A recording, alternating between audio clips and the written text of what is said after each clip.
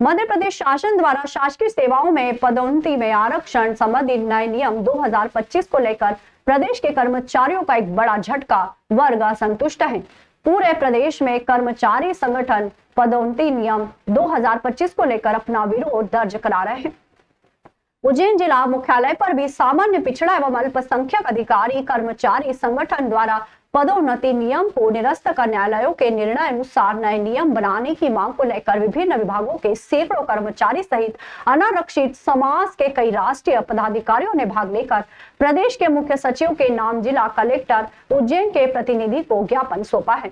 जिला अध्यक्ष अरविंद सिंह चंदेल ने बताया कि सन 2002 में तत्कालीन कांग्रेस सरकार ने अनुसूचित जाति जनजाति के कर्मचारियों को वोट कबाड़ने के चक्कर में विशेष अतिरिक्त सुविधा देते हुए प्रदेश में पदोन्नति में आरक्षण नियम 2002 लागू किया था, जिससे एक वर्ग विशेष की पदोन्नति बहुत जल्दी होने लगी है एवं सामान्य पिछड़ा वर्ग अल्पसंख्यक वर्ग के कर्मचारियों की पदोन्नतियां धीमी चाल से चलती रही है, जिसके दुष्परिणाम स्वरूप 8 से 10 साल बाद में शासकीय सेवा में नियुक्त हुआ SC/ST वर्ग का शासकीय सेवक उससे पहले से नियुक्त हुआ है। सामान्य पिछड़ा वर्ग के शासकीय सेवक का उच्च अधिकारी बन बैठा और प्रशासनिक कार्यों में दिक्कत आने लगी।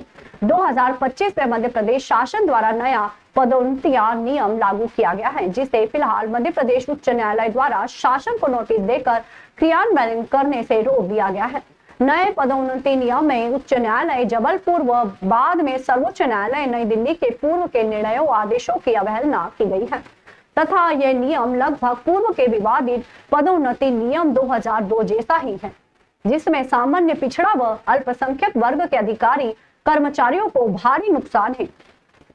सामान्य वर्ग के संगठन द्वारा मध्य प्रदेश शासन के मुख्य सचिव को ज्ञापन देते हुए उनसे पदोन्नति नियम को निरस्त कर न्यायालयों के द्वारा पूर्व में दिए गए निर्णयों के अनुरूप पदोन्नति के नए नियम बनाकर लागू करने का अनुरोध किया गया है।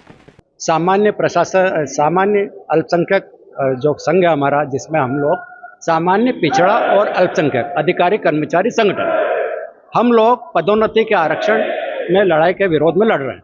हम लोग संविधान विरोधी नहीं हैं। हम चाहते हैं कि सारा काम बाबा साहब के संविधान के अनुरूप हो और जो न्यायपालिका जो भी निर्णय देती है उसका पालन हो। लेकिन अभी पिछले दिनों से देखने में आ रहा है कि वोटों की खातिर संविधान विरोधी निर्णय भी लिए जा रहे हैं सरकारों द्वारा और न्यायपालिका के आदेशों का भी पालन नहीं किया जा रहा। हम लोग 2016 में हाई कोर्ट से इस बात के लिए जीत गए हैं कि हाई कोर्ट ने यह कह दिया है कि पदोन्नति में आरक्षण गैर संवैधानिक है और इस नियम के तहत जो लोग गलत प्रमोशन पा गए हैं उन्हें डिमोट किया जाए, मतलब पदोन्नत किया जाए।